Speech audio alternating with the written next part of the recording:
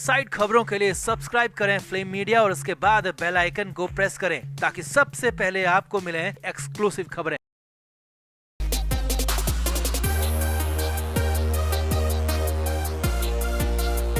सुशांत सिंह राजपूत के मामले में बुरे फंसे और फंसते ही जा रहे आदित्य ठाकरे पर मुंबई में नया एक्शन हो गया है, बड़ा एक्शन हो गया है। इतना बड़ा एक्शन कि पूरी तरह से निपटाने की तैयारी हो चुकी है, जेल में जीवन भर सड़ाने की तैयारी हो चुकी है, आखिरी कील तक ठोक दी है। जी हाँ, यहाँ पर बहुत बड़ी बात हो गई क्योंकि मुंबई में गंभीर धाराओं में नया केस दर्ज किया गया, जिसके बाद हालात ये हैं कि जिंदगी भर जेल डालने की प्लानिंग हो चुकी है। तो क्या हुआ अचानक ऐसा, फिर कहां से आया अचानक नया केस, क्यों कहा जा रहा है आदित्य ठाकरे को निपटाने के लिए पहली बड़ी कील ठोक दी है, सब कुछ आपको दिखाते हैं और बताते हैं। आप भी इस वीडियो को शेयर करें और कमेंट बॉक्स में अपनी राय जरूर दें।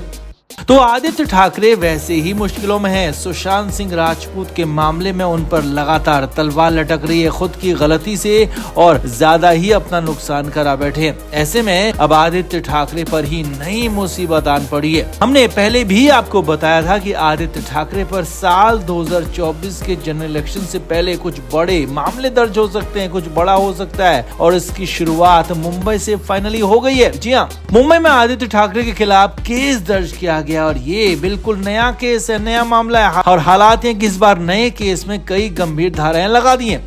16 नवंबर को मुंबई के लोअर परेल में आदित्य ठाकरे उनके समर्थकों ने एक ब्रिज का उद्घाटन कर दिया और उसे लोगों के लिए खोल दिया, जिसके बाद बवाल मच गया क्योंकि डेलिस्नेल नाम के इस ब्रिज के पूरा नहीं होने की बात कही जा रही है और ब्रिज बिना पूरा हुए, बिना काम पूरा हुए, बिना सेफ्टी ऑडिट हुए और सबसे बड़ी बात बिना सरकार की मंजूरी के ब्रिज का खुद ही उद्घाटन कर दिया और इसके बाद तो हंगामा खड़ा हो गया। आदित्य ठाकरे के खिलाफ एक्शन लेने की मांग होने लगी।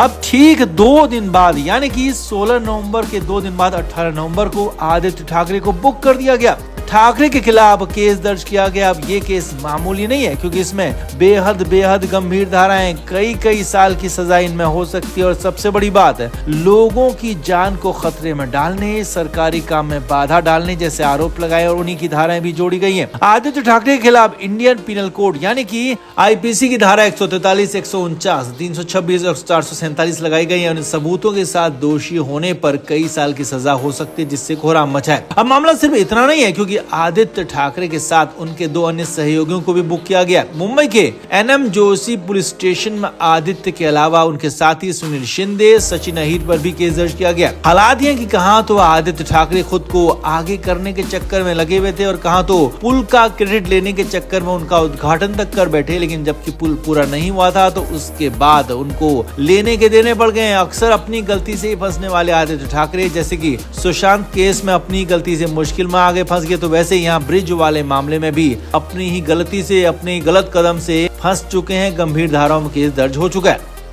अब आगे क्या होगा वो भी समझिए। तो इस मामले में पुलिस ने जांच शुरू कर दी है, जल्दी इसमें गिरफ्तारी भी हो सकती है और तय मानिए कि कोई गिरफ्तार अगर होता है तो पहला नाम आदित्य ठाकरे का ही होगा और एक बार फिर गिरफ्तारी यहाँ पर होती है तो फिर तो छूटना लगभग नामुमकिन होगा क्योंकि जिंदगी भर जेल के अंदर सड़ाने की तैयारी हो चुकी है और इसीलिए आदित्य ठाकरे के लिए आगे बहुत बड़ा कुआं है, तो पीछे भी बहुत बड़ी खाई गंभीर है। तो कंडीशन यही है कुल मिलाकर, सुशांत मामले में बुरे फंसे आदित्य ठाकरे यहाँ नई मुश्किल में फंस गए हैं, नए केस के झमेले में आ गए हैं। तो आपका इस पर क्या कहना है कमेंट बॉक्स में आप जरूर बताएं, वीडियो को शेयर भी करें।